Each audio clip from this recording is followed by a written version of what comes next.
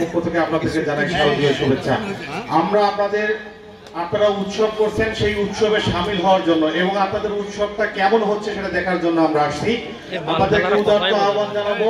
বঙ্গবন্ধু চেয়েছিলেন একটি অসাম্প্রদায়িক বাংলাদেশ, যেখানে আমরা বাঙালি নামে পরিচয় হব, সেখানে কোনো হিন্দু, মুসলিম, বৌদ্ধ, কে খ্রিস্টান, এইটা কিন্তু আমাদের বিবেচ্য বিষয় না।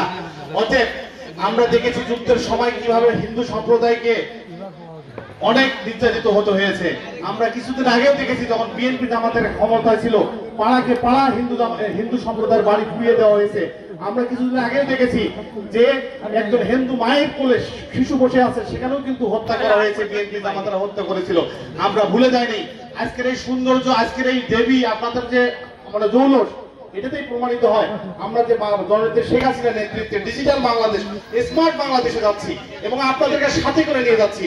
এই এলাকার যে বটগাছ, এই এলাকার যে ছায়া, এক সময় ছিলেন মরহুম মুস্তাফিজুর রহমান, তার সুযোগ ও সন্তান এসে হাল ধরেছেন, তিনি উপজেলা চেয়ারম্যান এবং এমপি, এবং তারপরে তার কনিষ্ঠ সন্তান এখানে দাঁড়িয়ে আছেন আপনাদের সামনে। আপনারা একটা জিনিস মাথায় রাখবেন, যখন পীরগঞ্জের একটি গ্রামে হিন্দুদের আগুন জ্বালিয়ে দেওয়া হয়েছিল, এমপি সাহেব বক্তব্য বলেছিলেন, আমার এলাকার একটি বাড়িতে আগুন দেওয়া হয়, সেখানে আমি এমপি সিদ্দিক সাদিক সেখানে গিয়ে প্রতিরোধ করে তুলবো। অতএব আপনাদের ছায়া এবং ভালোবাসা হিসেবে এমপি সিদ্দিক সাদিক আছে অন্তরে। আপনারা সবাই এই পরিবারটির জন্য দোয়া করবেন।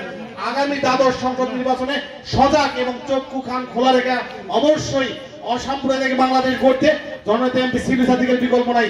জয় বাংলা, জয় বঙ্গবন্ধু, জয় হোক জননেত্রী শেখ হাসিনা।